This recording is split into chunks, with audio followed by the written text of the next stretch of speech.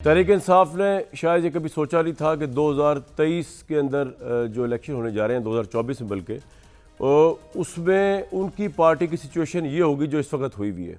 बहुत से लोगों के नज़दीक पाकिस्तान तहरीक इंसाफ इस वक्त जा चुकी है 90 की दिहाई की पार्टी में, जिस वक्त पार्टी का स्ट्रक्चर जो था वो या तो तश्कील नहीं पाया हुआ था और the only one man was Imran Khan. मैं बात कर रहा हूँ 96, 97, 99 के ईयर्स की।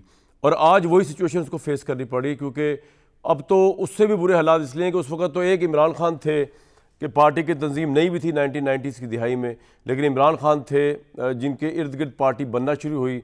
फिर मीडिया ने उनको बहुत बढ़ावा दिया, इमरान साहब की आवाज़ सुनवाई पूरी दुनिया में। उस वक्त सोशल मीडिया भी नहीं था, तो फिर पार्टी बनती चली गई, लेकिन उसका रिवर्सल हुआ। और अब सिचुएशन ये है कि इमरान साहब तो जेल के अंदर है, पार्टी की सेकेंड, फर्स्ट, थर्ड टायर जो है या उनको छोड़ गई है, या सियासत छोड़ गई है, या उनको छोड़ गई है, या रूपोश हुई हुई है। और तहरीक इंसाफ ने जो है अब वकला को टिकट्स देने का फ़ैसला किया है। और मेरे नज़दीक साइकोलॉजिकली इसकी वजह शायद ये है कि इस मुल्क में वकील जो चाहे कुछ कर लें, सारों की बात नहीं कर रहा, लेकिन जो करना चाहे तो कानून की दस्तरस उस तरह उनके ऊपर नहीं होती।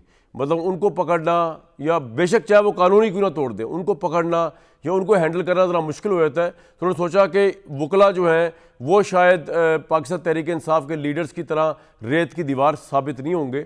इनको अच्छी स्ट्रेटजी है, इनको दे दी जाए टिकट्स, इनको कोई पुलिस भी हाथ नहीं डालेगी, कोई इदारा भी हाथ नहीं डालेगा, ये है भी नीट एंड क्लीन। लेकिन उसमें सेटबैक ये है कि प्रोफेशनल वकला जो है, जैसे कि अगर सुलेमान अकरम राजा, मुझे नहीं पता कि वो टिकट ले रहे कि नहीं ले रहे, या इस तरह के दूसरे लोग, जफर अली वो तो है ही खैर ऑलरेडी के सेनेटर, या दूसरे इस तरह के वकील जो प्रैक्टिसिंग लॉयर्स हैं, जिनका आवाम से कोई कनेक्शन नहीं है, जो प्रोफेशनली तो बहुत आउटस्टैंडिंग है, डेयरिंग है, उनको पकड़ा भी नहीं जा सकता, वो खड़े भी हो जाएंगे, वो टिकट भी वापस नहीं लेंगे, तहरीक इंसाफ की टिकट पर एक दफ़ा जब खड़े हो जाएंगे। लेकिन उनकी आवाम में मकबूलियत कितनी होगी, उनकी आवाम में रूट्स कितनी होगी, वो किस तरह आवाम को ऑर्गेनाइज करके इलेक्शन डे वाले दिन ला सकेंगे, ये सबसे बड़ा सवालिया निशान है। इस कॉन्टेक्स्ट के अंदर जो है इस वक्त हर जगह पे इलेक्शन कैंपेनिंग शुरू हो चुकी है, ख्वाह वो इंटरव्यूज़ हों, ख्वाह वो पब्लिक रैलीज़ हों। आज जरदारी साहब इंटरव्यू दे रहे थे, वो बता रहे थे अपना सबसे बड़ा कारनामा कि इमरान खान को इसलिए निकाला गया क्योंकि ये मुल्क की मईशत को ले डूबते इमरान साहब, और कोई अगले 10-15 साल तक जनरल फैज़ के साथ मिलकर, बकौल जरदारी साहब के, इसका एविडेंस तो कोई नहीं, कि जनरल फैज़ के साथ मिलकर प्लान था कि अपोजिशन जेलों में हो और इमरान साहब रूल कर रहे हो, आरओ के ज़रिए मैनेज इलेक्शन हो। दूसरी तरफ नवाज शरीफ साहब को आज मैं सुन रहा था, बड़ी इंटरेस्टिंग बात, वो मरी गए हुए थे, उन्होंने कुछ अल्फाज के अंदर पूरा मतबा नज़र बयान कर दिया। कहने का मतलब ये है कि नवाज शरीफ, आसिफ अली जरदारी, बिलावल भुट्टो, मौलाना फजल रहमान, जमात इस्लामी, ये सब इलेक्शन की कैंपेन में अब उतर आए हैं। अगर कोई नहीं उतरा या कोई नहीं उतर सकता इस इलेक्शन तक, वो है इमरान खान और तहरीक इंसाफ। पहले ज़रा सुन लें नवाज शरीफ साहब का, फिर ज़रा जानने की कोशिश करेंगे कि ये इलेक्शन जो होने जा रहे हैं वो किस सिमत में, किस मुंह मथे में वो तश्कील होते हुए हमें नजर आएंगे, उसका जो आउटकम होगा वो भी फिर क्या होगा।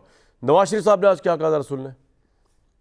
मैं अल्हम्दुलिल्लाह झूठ नहीं बोलता, सियासत के लिए झूठ बोलना भी कोई बात है? क्या खटेंगे आप सियासत के लिए झूठ बोलेंगे? यहाँ शायद आपको हुकूमत मिल जाए, उधर जाके क्या मिलेगा? आप आवाम को धोखा दें, गलत बातें करें, झूठ बोलें और गलत कमिटमेंट करें, गलत वादे करें, सबस बाग दिखाएं और फिर कौमी सतह पे ये काम करें। आप कौम को धोखा दें और फिर ये तवक्को करें कि अल्लाह माफ कर देगा। अल्लाह माफ नहीं करता। अल्लाह कैसे माफ कर देगा भाई? मैंने अगर 5,000 रुपए भी अगर देने होंगे, जब तक मैं इनको दूंगा नहीं, ये मेरा गुनाह अल्लाह माफ नहीं करेगा। मैंने किसी के साथ धोखा किया है, फ्रॉड किया है, जालसाजी की है, मैं हेराफेरी की है और उसको मैंने उसके हक से महरूम किया है, तो मैं कहूँ जो ना, मैं रोज अस्तगफुरुल्लाह करता हूँ, दिन में 500 दफा पढ़ता हूँ, अस्तगफुरुल्लाह पढ़ता हूँ, अल्लाह ने मुझे माफ कर दिया। कैसे अल्लाह ने माफ कर दिया? हमारे दौर में हिंदुस्तान के 2 वज़ीर आज़म पाकिस्तान आए और आके कहा जी हम बैठे, हम बैठ के आपसे बात करना चाहते हैं। कितनी अच्छी बात थी। और अमेरिका के सदर जो है ना, वो मुझसे बात कर रहे हैं कि नवाज शरीफ साहब आप $5 अरब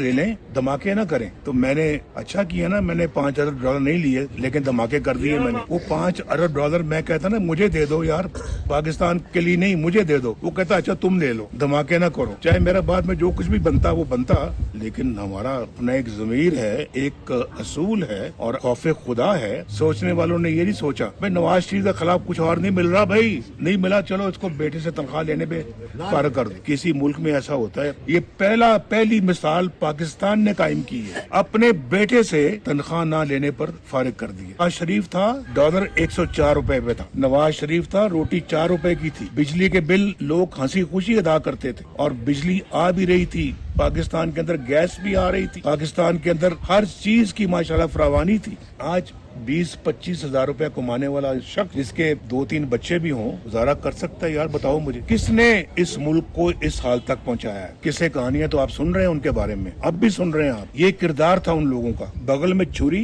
और मुंह में राम राम। मुझे और मरियम को जेल में रखना था, इलेक्शन उसको जितवाना था, इलेक्शनों में धांधली करनी थी, उसको पावर में लाना था। मुझे निकालने का मकसद ये था। एक 1990 में आया मैं, 1993 में फारिग, चलो जी घर जाओ। 1997 में आया, 1999 में जाओ जी फारिग, 2017 में जाओ जी फारिग। इस तरह से मुल्क नहीं चलते, एक घर नहीं चलता, मुल्क क्या चलेगा?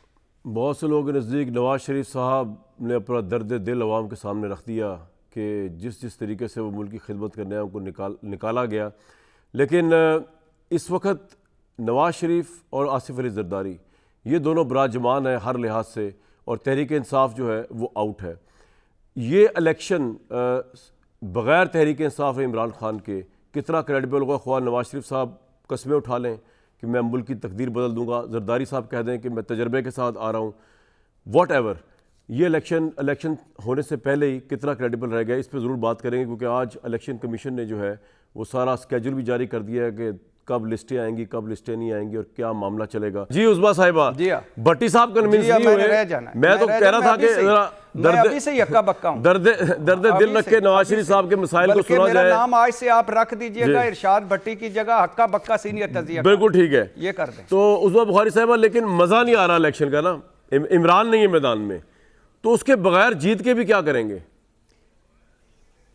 ये भट्टी साहब का ख्याल है। बहुत शुक्रिया कामरान। जी शुक्रिया कामरान। देखिए पहली तो बात यह है कि आज जो मियाँ साहब का आपने क्लिप दिखाया उसमें उन्होंने अल्लाह पाक की बात की थी, भट्टी साहब की बात नहीं की थी। और उन्होंने अल्लाह पाक से जज़ा और सज़ा मांगी थी, भट्टी साहब से नहीं मांगी थी, पहली बात। दूसरी बात यह है कि जो धमाकों को रोकने के लिए जो है वो अमेरिका अगर भुट्टो शहीद के ख़िलाफ़ जो है वो मतलब पूरी प्लानिंग कर सकता है, अगर भुट्टो शहीद फांसी चढ़ सकता है, उसके बाद जो है वो ये वज़ीर आज़म का ही फैसला होता है, कोई एमी टटपूंजिया जो है वो फैसला नहीं कर लेता कि धमाके होने हैं या नहीं होने। और ये बहुत बड़ा इवेंट था पाकिस्तान, ये मुस्लिम दुनिया के लिए जो है ये बहुत बड़ा इवेंट था, पाकिस्तान के लिए बहुत बड़ा इवेंट था। कुछ लोगों के लिए नहीं होता होगा तो उससे कोई ख़ास फ़र्क नहीं पड़ता। दूसरी बात यह है कि जो उन्होंने झूठ की बात है, झूठ तो उनके जो जिन लोगों ने उनके खिलाफ प्लान किया था वो तो आज अल्लाह पाक के जो है वो इंतकाम के अंदर है, वो सब बता रहे हैं, अपने मुंह से बता रहे हैं। बाजवा साहब बता रहे हैं क्या किया था,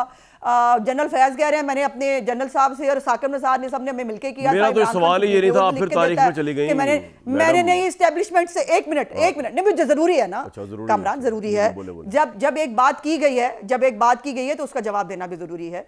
तो ये भी इल्जाम आज तक दुनिया में किसी पर नहीं लगा कि एसेट की डेफिनेशन जो है वो निकालने के लिए, बिकॉज उसमें वजीर आजम फंसेगा नहीं, तो ऐसा करें कि डिक्शनरी से जो है वो डेफिनेशन ले ले एसेट की, ताकि उसको निकाला जा सके। जो उन्होंने कहा था, जो ये पनामा का केस किस तरह से डिजाइन हुआ था, कबूल है आपको? जी मैं आ रही हूँ। क्या मजा आएगा यार हराने का, जीतने का भी नहीं, मतलब मर्दानावार मुकाबला करता है कोई अमल का शिकार है नहीं। अगर कोई खुद अपने पैरों पे कुल्हाड़ी मारता है कामरान, तो हम क्या करें? क्या हमें जो है वो, क्या जब पिछला इलेक्शन था 2018 का, क्या मियाँ साहब और मरियम नवाज और ये जो है ये पेशियां नहीं भुगत रहे थे डेली के हिसाब से? डेली पेशी होती थी उनकी, उसके बाद उनको सजा सुना दी गई थी और उसके बावजूद जो है 13 जुलाई को वो आके अरेस्ट होते हैं। 25 को इलेक्शन था और हमारी जो है वो पार्टी तोड़ने की पूरी कोशिश की गई, टिकटें वापस कराई गई, ये सब हुआ ना। ये तो बिल्कुल मतलब इसके अंदर अब आप कह रहे हैं कि आपके साथ हुआ तो हाँ, तो उसके हमने मुकाबला किया। Very good.